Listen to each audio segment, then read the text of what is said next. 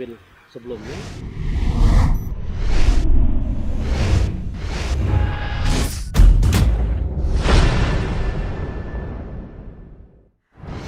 Alhamdulillah, selalu saja kita memuji dan memuja Allah atas segala nikmat yang dilimpahkan kepada kita.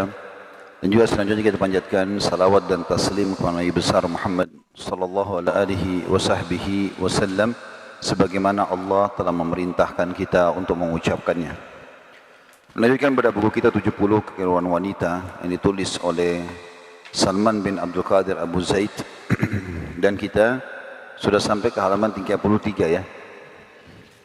Poin ketiga itu ya. Ya. Sebelumnya kita sudah sempat membahas ada kurang lebih 14 poin berhubungan dengan masalah hal-hal yang mengganjal dari kaum wanita, tapi dibagi menjadi poin judul-judul induk.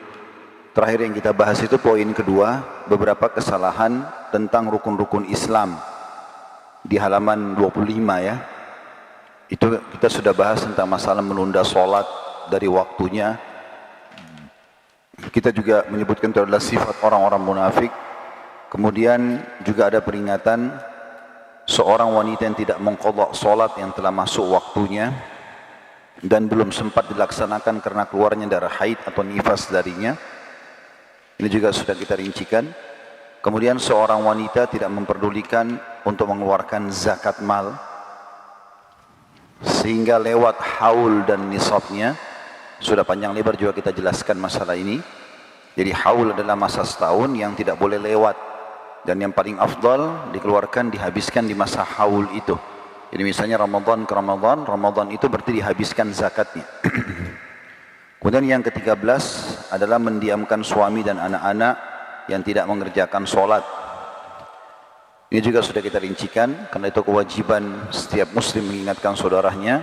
Yang ke-14, seorang ibu tidak memperhatikan anak-anak perempuannya, terutama berhubungan dengan masalah kewajiban-kewajibannya, diantaranya hijab, apalagi itu juga dengan perkawinan dan seterusnya, menghususkan warna tertentu untuk ihram.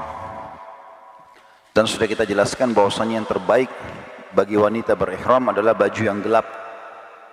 Justru harus dihindari baju-baju yang terang. Seperti banyak jemaah kita wanita yang umrah atau haji pakai baju putih, seharusnya dihindari karena itu pakaian bagi laki-laki, makanya ihramnya laki-laki putih. Juga sudah kita rincikan masalah itu insyaAllah. Kita akan masuk pada siang ini di halaman 33 lanjutannya di poin ketiga, beberapa kesalahan tentang pakaian dan hijab. Kalau tadi itu kesalahan tentang rukun Islam ya. Di poin ke-16 dari awal kita belajar dari 70 keluaran ini, yang ke-16-nya adalah tidak berpegang teguh dengan hijab syar'i yang sahih dan tidak mengikuti syarat-syarat sempurnanya, yaitu dari mana penilaiannya kalau hijab itu syar'i? Poin A, hijab wajib menutupi seluruh tubuh tanpa terkecuali. Yang kedua, ia bukan perhiasan dengan sendirinya, maksudnya dia hanya menutup aurat ya. Jangan sampai justru hijabnya lebih fitnah daripada rambutnya. Seperti di zaman sekarang banyak orang buat seperti itu. Hijab di model-model, akhirnya kesannya lebih besar fitnahnya daripada dia tidak pakai hijab.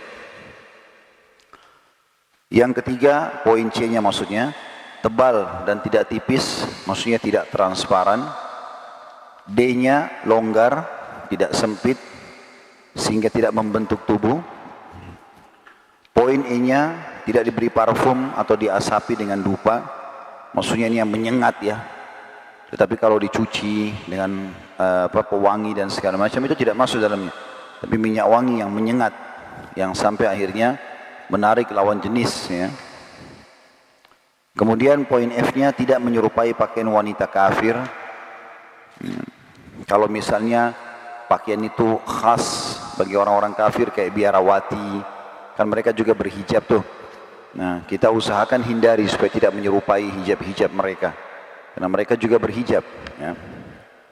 Kemudian yang terakhir, yang G-nya bukan pakaian kemasyhuran.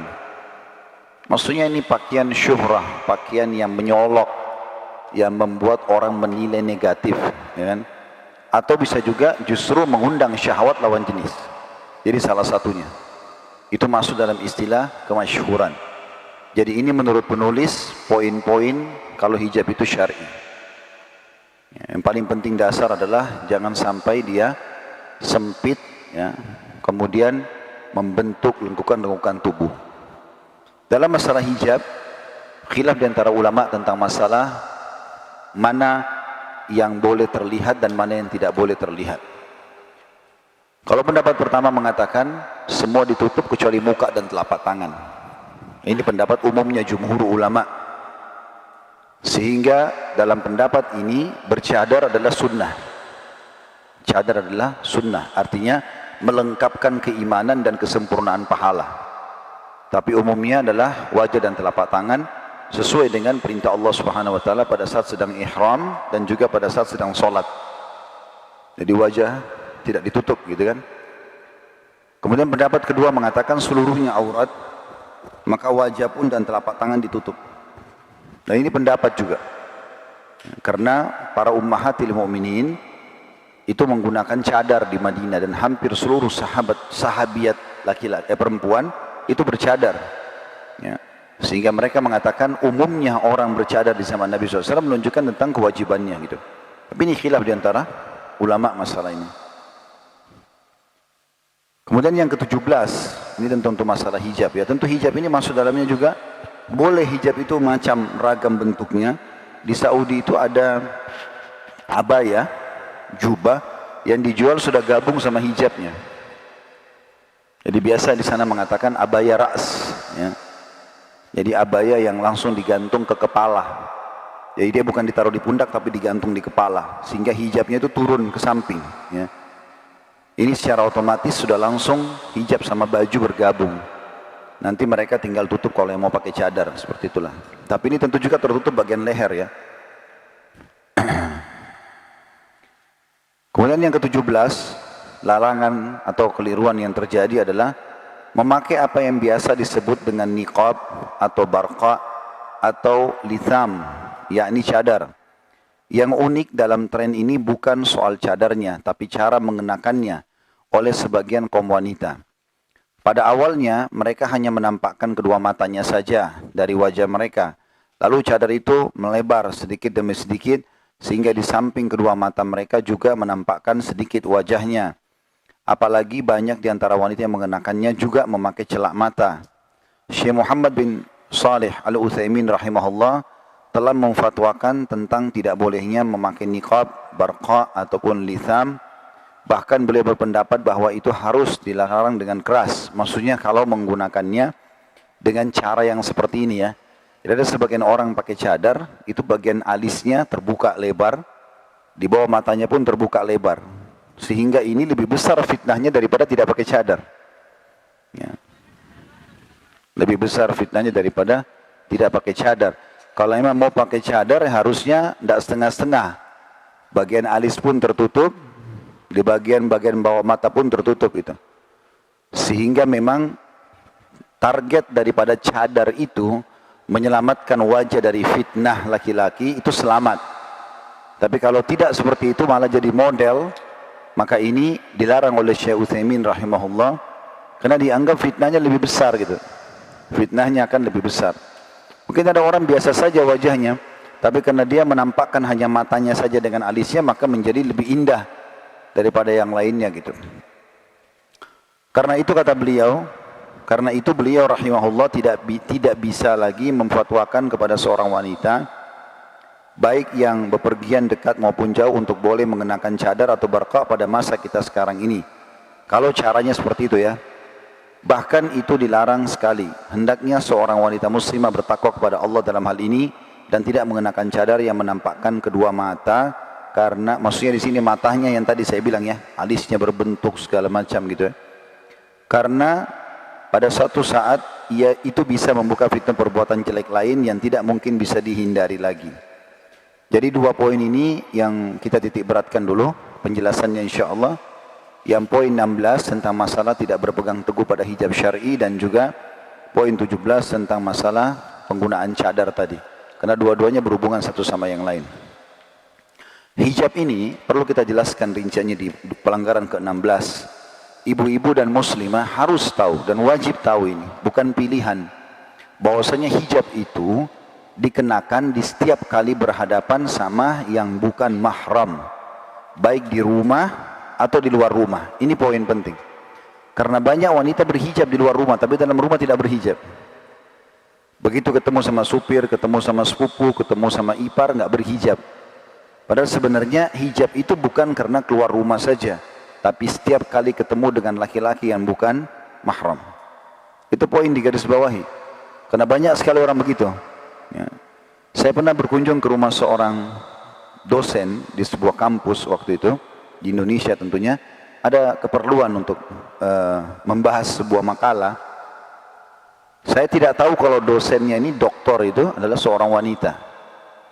Karena saya waktu itu kebetulan membutuhkan sebuah makalah untuk saya lagi susun, atau saya lagi kuliah S2.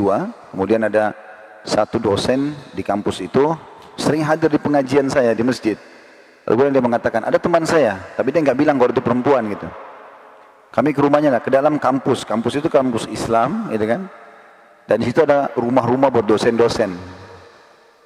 Begitu kami masuk ke satu rumah, salam, ada satu bapak keluar pakai kopiah hitam, bajunya rapi segala macam. Saya pikir itu bapaknya dosennya gitu. Waktu duduk di ruang tamu, bapak ini nggak singgung sama sekali makalah. Teman saya pun tidak bicara masalah makalah. Ini kenapa nggak bahas masalah makalah? Tujuan kita datang untuk itu gitu. Gak lama kemudian ada seorang ibu keluar dari dalam kayak ruangan tempat kamar tidur, keluar tanpa hijab dengan pakaian daster di rumah, gitu kan. Kemudian dia bicara sama orang yang hadir di pengajian saya ini, dosen juga di kampus itu. Oh ini makalahnya begini. Terus setelah ambil makalah saya keluar, terus saya tanya, yang dosen ini siapa? Kata dia itu ibu. Ibu itu doktor di bidang agama, gitu kan. Jadi dia berfaham kalau di rumah nggak perlu hijab. Kalau keluar rumah baru pakai hijab. Jadi siapapun yang ditemui di rumah nggak perlu hijab. Nah ini pemahaman yang salah. Makanya poin ini dulu yang kita harus luruskan. Kalau hijab itu setiap kali ketemu dengan yang bukan mahram, dimanapun kita berada. Seperti itulah. Ada sebagian orang di Indonesia mungkin karena ketidakmampuan, mereka tinggal serumah dengan ipar, tinggal serumah dengan siapa ya, keluarga besar, akhirnya harus berhijab, termasuk dengan ipar sendiri ya. Nah ini yang banyak terjadi pelanggaran-pelanggaran. Karena kata Nabi SAW, tidak ada laki-laki dan perempuan berdua kecuali yang tiganya syaitan. Lalu ada seorang sahabat mengatakan, ya Rasulullah, bagaimana dengan ipar? Kata Nabi SAW, ipar itu kematian. Ya, ipar itu kematian karena namanya syaitan tetap saja bisa menggoda. Kalau sampai terjadi sesuatu perselingkuhan antara ipar dengan iparnya, maka tentu pasangan yang sedang ya tertimpa musibah ini, maksudnya misal seorang laki-laki punya istri, dia A, punya istri si B. Kemudian ada adik dia laki-laki si C. Terjadilah perselingkuhan antara si C sama si B. Maka bagaimana perasaannya si A ini? Sang suami misalnya, gitu kan. Pada saat dia menemukan ini adiknya, ini istrinya. Gitu. Nah ini berat sekali. Kalau orang lain mungkin masih lebih ringan gitu kan.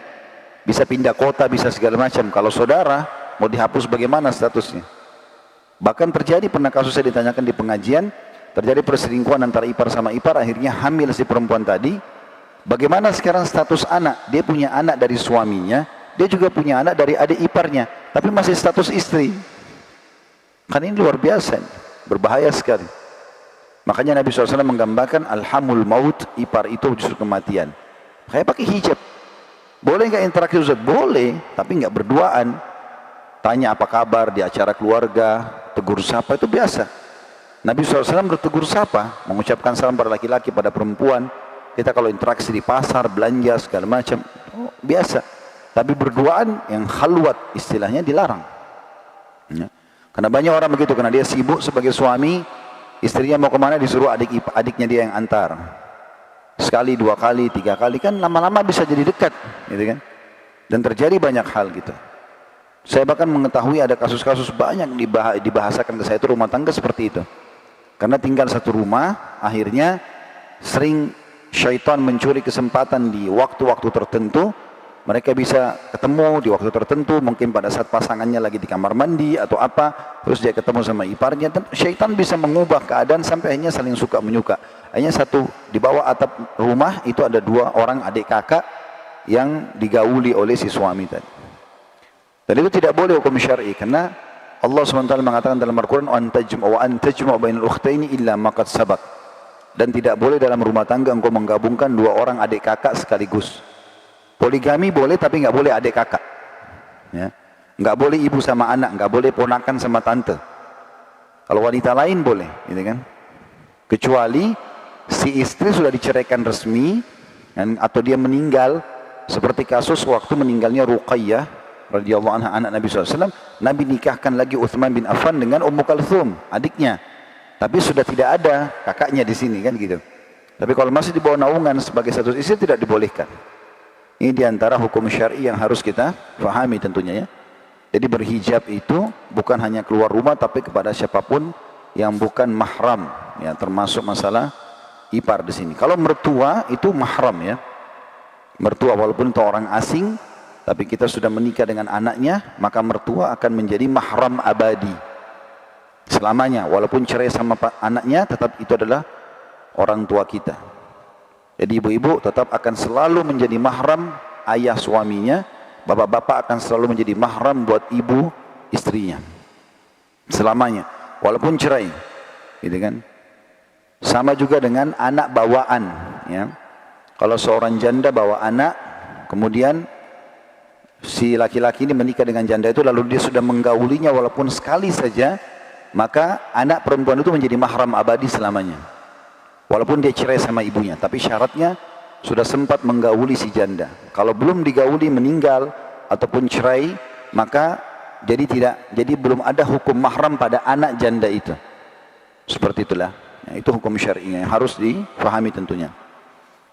Kemudian juga berhubungan dengan masalah ini, ya, jangan sampai memodel-model hijab sebagaimana tadi dibahasakan. Makin besar makin bagus, makin syar'i namanya. Sekarang alhamdulillah di 10 tahun terakhir di Indonesia sudah mulai berkembang itu. Hijab-hijab syariah ini sangat bagus ya. Cuma memang harusnya dihindari hal-hal yang bisa melanggar agama. Ya. Ini tentu sudah tidak asing, ibu-ibu lebih tahu dari saya, di Indonesia ada grup-grup bentuk hijab, akhirnya hijab itu di model-model, bahkan lebih besar fitnah daripada rambut gitu. Ya. Karena dilengkuk-lengkukkan seperti rambut, bahkan kalah rambut gitu. Mungkin kalau dibuka rambutnya keriting misalnya, ternyata dengan hijab kelihatannya seperti lurus atau apalah, ini kan jadi fitnah. Ya, saya tidak boleh. Jadi tujuan hijab bukan itu. Tujuan hijab itu adalah untuk menutup aurat. Allah mengatakan dalam Al-Quran, "Dzalika adna alla yu'zain." Tujuan hijab agar mereka tidak diganggu. Agar tidak diganggu. Ya.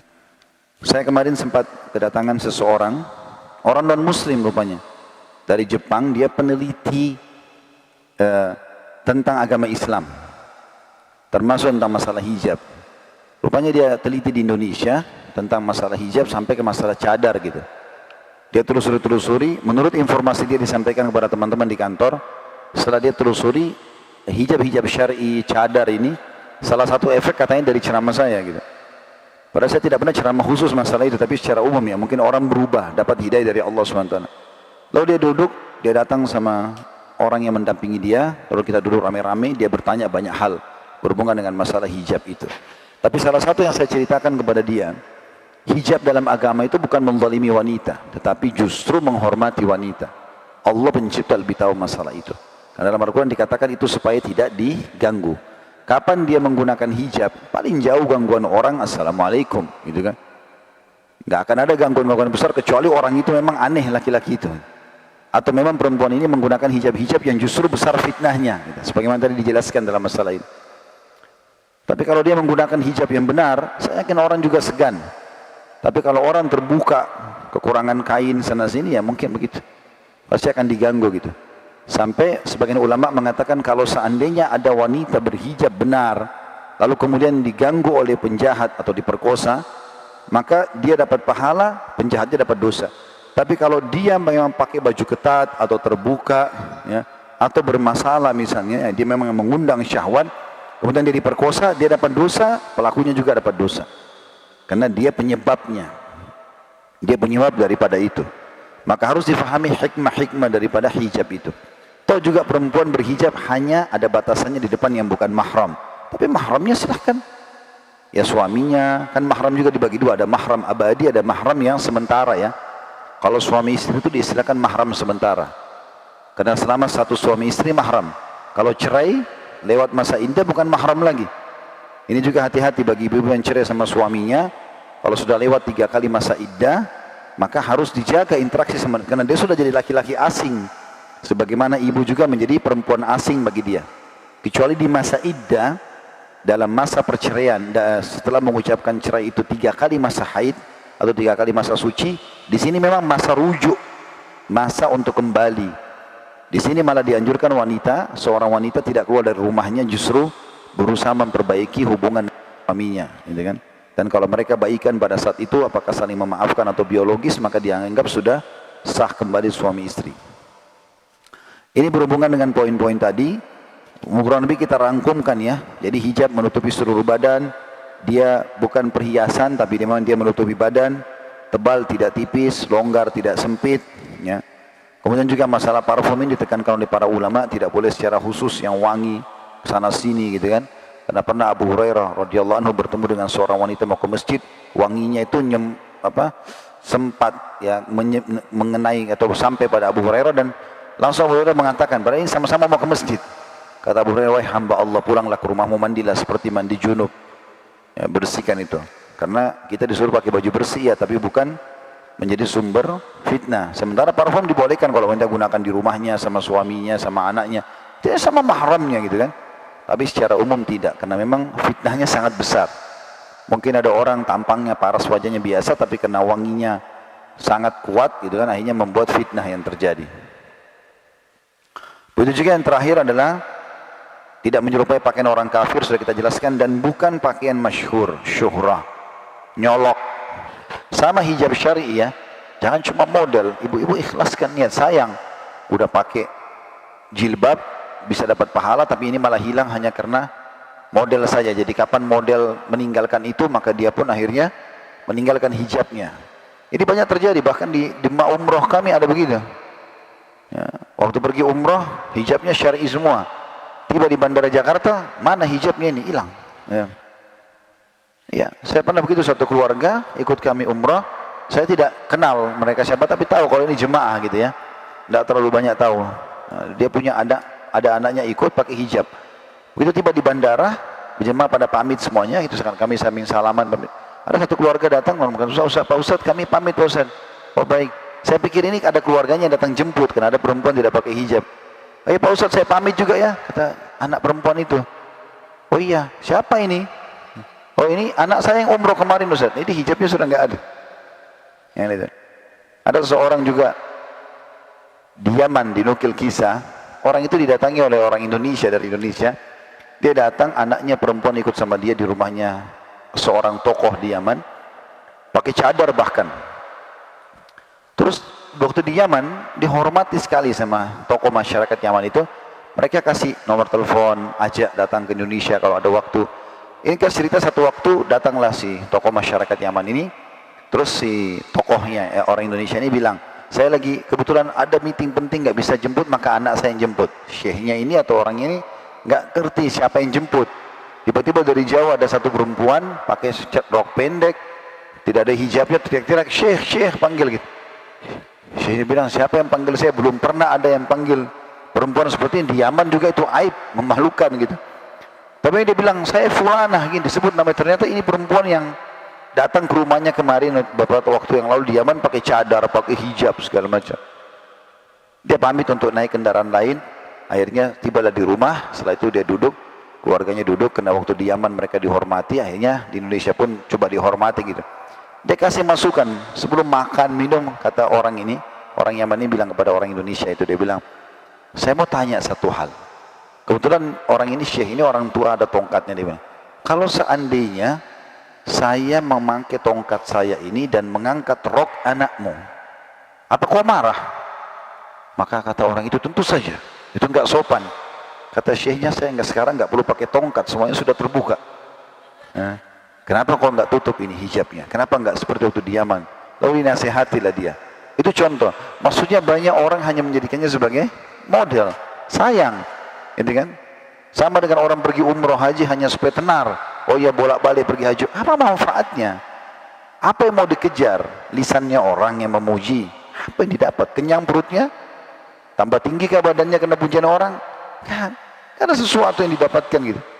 Maka alangkah baiknya dicintai hijab itu karena perintah Allah Subhanahu wa taala dan mengejar pahala dari belakang itu insyaallah.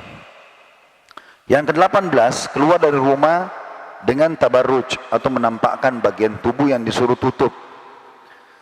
Allah Subhanahu wa taala berfirman dalam surah Al-Ahzab ayat 33, A'udzu billahi minasyaitonir rajim. Wa qarna fi buyutikunna wa la tabarrujna tabarrujal jahiliyatil ula. Al-ayah. Hendaklah kamu tetap di rumahmu dan jangan kamu berhias dan bertingkah laku seperti orang-orang jahiliyah dulu. Bentuk-bentuk tabarruj itu diantaranya membuka wajah, ya maksudnya di sini adalah membuka bagian wajah dengan rambutnya segala macam ya. Karena memperlihatkan wajah bagi pendapat tadi yang pertama dibolehkan. Meletakkan penutup tipis pada wajah, jadi bukan cadar untuk nutupin wajahnya dari fitnah sendiri. Tidak memakai sarung tangan dan kaos tangan yang dapat menutupi tangan dan kaki. Memakai sepatu tinggi, memakai mantel bergambar, bersulam atau pendek, meletakkan mantel di pundak, memakai celana di hadapan kaum wanita lain atau mahram. Ini semua tidak dibolehkan. Nanti saya jelaskan ya. Bentuk tabarruj ini banyak terjadi di pesta pernikahan, di pasar, di rumah sakit, kampus, dan saat pergi untuk mengunjungi kerabat dan selainnya. Jadi tabarruj itu lebih kepada sesuatu yang terlihat dari anggota tubuh yang dilarang untuk diperlihatkan. Kita jelaskan dulu rinciannya. Kalau sama suami, umumnya sudah semua dibahasakan oleh Allah libas. Kita suami istri sudah boleh saling terbuka semuanya. Tetapi kalau mahram selain suami, termasuk orang tua, termasuk saudara, termasuk anak, ada batasannya. Yang diistilahkan dengan sawatai. Sawatai itu bagian dada dan bagian kemaluan sampai paha. Ini nggak boleh dilihat oleh selain suami, termasuk orang tua misalnya. Maka yang dibolehkan, yang lebih aman adalah leher ke atas, siku ke bawah, lutut ke bawah. Sehingga sama anak pun tertutup, gitu kan? Karena biar bagaimana anak iya mahram, tapi tetap manusia, gitu kan? Apalagi dalam kondisi ibunya masih muda segala macam, anak ini mungkin tumbuh besar bukan dalam pendidikan agama, ya. Segala macam hal bisa terjadi, jadi tidak boleh dibiarkan. Ya. Maka harus ada batasan, seperti misalnya mungkin ibu-ibu pakai baju tidur yang sangat terbuka, transparan, tipis, kan biasa depan suami lalu dipakai depan anak-anak, ini nggak boleh, harusnya dijaga. Jadi tetap ada baju yang ditutup dari luar, walaupun bagian leher ke atas terlihat, siku ke lengan, siku ke telapak tangan, lutut ke kaki, itu semua tidak ada masalah, gitu kan? Ya, harus ada batasan-batasannya, gitu. Sehingga akhirnya tidak terhitung tabarruj, ya, karena ini ada batasannya. Sama mahram pun begitu. Itu juga dengan sesama wanita, harus hati-hati, ya. Karena sesama wanita pun tetap digoda oleh syaitan. Karena kata Nabi SAW, lesbian itu adalah zina di antara mereka. Terhitung zina, ya. Mirip dengan laki-laki homoseksual. Awal mulanya kan bermula dari melihat-melihat badan, gitu kan. Belum lagi dari satu sisi bisa muncul hasad. Kalau Allah berikan ibu-ibu kelebihan dalam fisik atau bapak-bapak misalnya, kemudian dilihat oleh orang lain yang tidak memilikinya, itu sangat mengundang, ya, hasad. Dan kata Nabi SAW, mayoritas umatku meninggal karena ain, karena hasadnya orang, gitu ya. Terutama yang biasa ke salon segala macam, harus hati-hati. Jadi kalau pengobatan berbeda, ya. Kalau perawatan harus ada batasannya. Kalau pengobatan lain, misalnya harus melahirkan pakai dokter laki-laki pun itu lain. Itu pengobatan berbeda. Tapi kalau perawatan harus ada batasan-batasan syar'i yang tidak boleh dilanggar. Apalagi kalau dasarnya di situ ada pelanggaran-pelanggaran tambahan, gitu ya. Seperti misalnya banyak salon-salon yang menggunakan sihir-sihir. Di depan salonnya ditaruh menyan-menyan, ditaruh patung apa, gitu kan. Kemudian ada totok aura, ada sambung rambut. Ini kan semua hukum-hukum yang tidak boleh dalam agama. Atau menato. Ini kan hukum dalam syari'nya tidak dibolehkan semuanya. Ya. Nanti ada poin tersendiri berhubungan dengan masalah itu juga di poin ke-19 ya.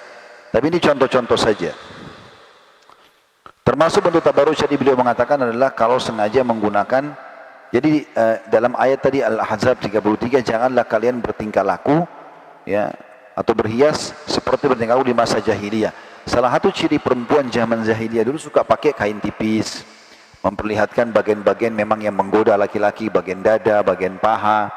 Kemudian mereka suka menggunakan gelang kaki yang biasa seperti perempuan terletakkan di tangan, ditaruh di kaki, dan sengaja memang menggunakan pakaian yang di atas kaki itu, sehingga pada saat jalan terlihatlah perhiasan gelang kakinya itu ya, dan seterusnya ya. Itu semua masuk dalam istilah tabarruj ya.